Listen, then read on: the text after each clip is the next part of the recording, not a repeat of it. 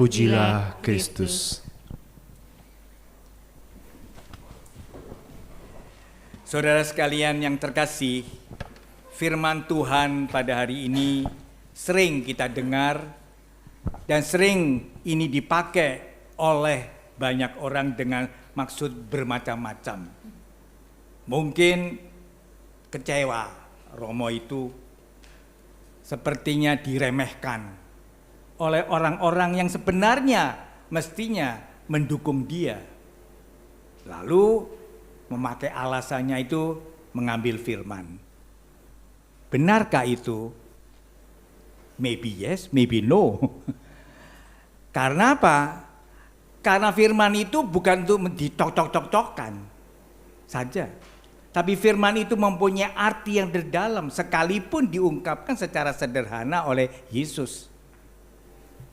Karena itu pada siang hari ini dalam waktu yang singkat memang saya mengajak Anda sekalian untuk memaknai firman ini dalam hidup kita sehari-hari sehingga mungkin kita bisa merefleksi diri, memang tidak bisa panjang, untuk melihat bagaimana selama ini kita itu menjawab cinta Tuhan.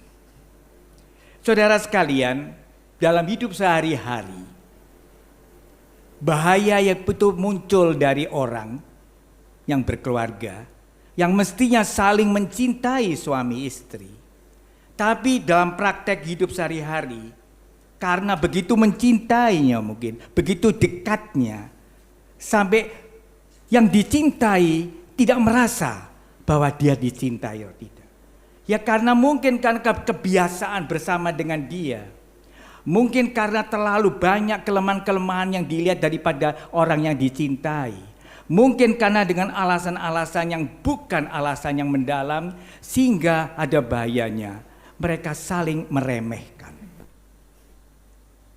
Dan disitulah kita bertanya, sebenarnya apa yang membuat mereka saling meremehkan itu? Kesibukan-kesibukan hidup sehari-hari, banyak alasan.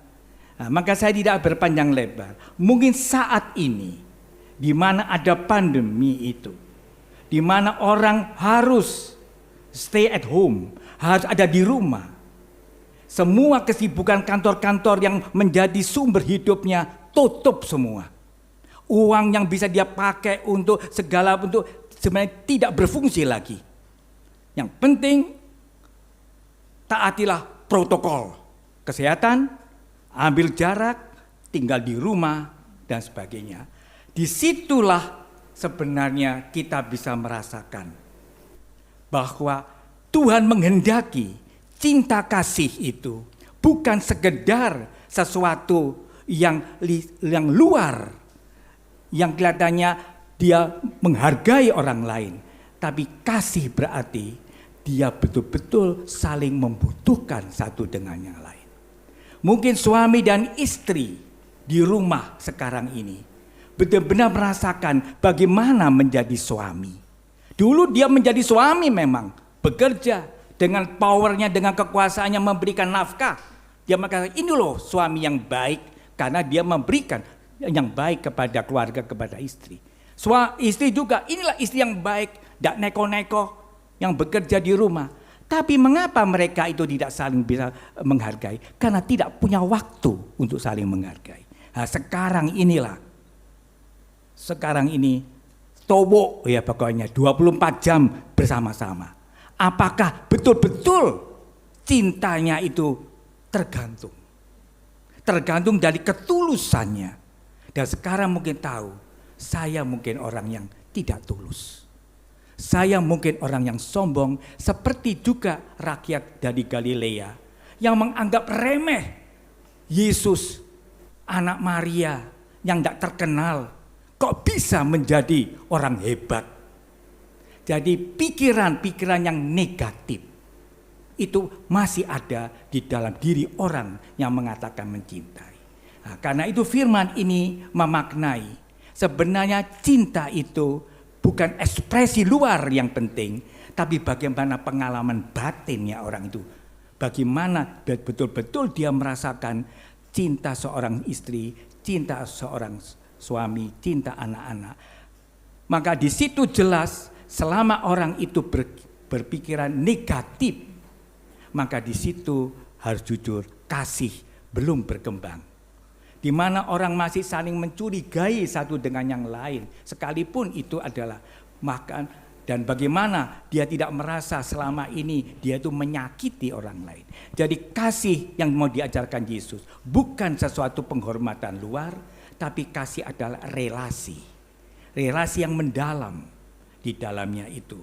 Memang saya tidak bisa terangkan lebih jauh karena waktu juga. Kasih selalu berpikiran yang positif kepada orang lain. Tapi seringkali kita berpikiran negatif. Kita seringkali tidak mau kalah antara suami istri karena gengsi. Itu semua yang membuat orang tidak bisa mencintai Tuhan. Karena siapa yang mencintai Tuhan, orang itu bisa betul-betul menjadi lebih familiar. Saya punya pengalaman yang juga unik, bahwa para romo-romo sekarang ini terpaksa setiap hari seperti orang pertapa. Makan bersama-sama, berdoa bersama-sama, misa bersama-sama, giliran rasakno iku. Karena apa ya? Karena kita ini seringkali, mana Romo Joko? Puspita, mana Romo Dodi? Pergi, wah hebat, jadi orang hebat, keliling-keliling. Tapi di rumah wis kesel gegeran atau diam-diaman. Nah, sekarang ini makan bersama, ya kadang-kadang tidak tahu apa yang mau diomong, tiap hari ketemunya apa yang mau diomong. Tetapi hati yang penting. Ya mungkin mengenai makanan. Yang menjadi sasaran seringkali hal yang kecil-kecil, antara lain makanan. Kalau sudah jengkel, makanan menjadi tidak enak.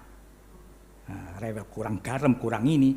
Juga di antara romo-romo, ada yang lansia mungkin keinginannya begini, yang muda keinginannya yang begitu, yang tua mungkin ngerasani yang muda. Nah, sekarang ini saling menghormati. Saya rasa saling. Kenapa? Karena kasih itu melihat apa yang baik. Sehingga tidak akan terucap lagi Nabi dihormati, tidak dihormati dia. Tetapi dihormati atau tidak tergantung dari mana proses kecintaan kita kepada Tuhan. Karena itulah semuanya itu mengajak kita untuk lebih berdoa. Dan doa kita bukan kata-kata. Doa kita bukan rumusan-rumusan. Doa kita adalah sentuhan batin. Jadi siapa yang makin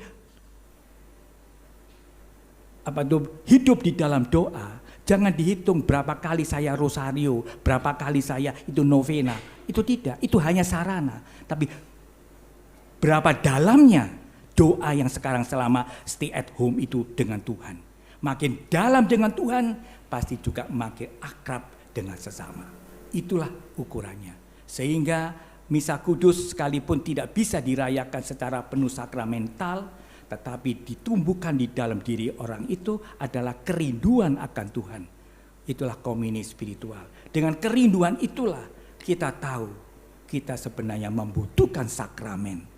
Tapi kita rupanya diingat oleh Tuhan, banyak orang menerima sakramen tiap minggu, tapi tidak hormat di dalam Ekaristi mungkin. Seringkali terlambat sekali. Jadi saudara sekalian, inilah sebenarnya membuat kita mengkoreksi diri bagaimana hidup sebagai seorang Kristiani yang sejati, bukan dengan kata-kata, tapi dengan keakraban dan saling melayani, saling mengampuni juga di dalam keluarga. Marilah dengan pokok iman ini kita akan merayakan Ekaristi Kudus sebagai rasa syukur kita kepada Tuhan. Tuhan itu besar. Amin. Marilah kita lanjutkan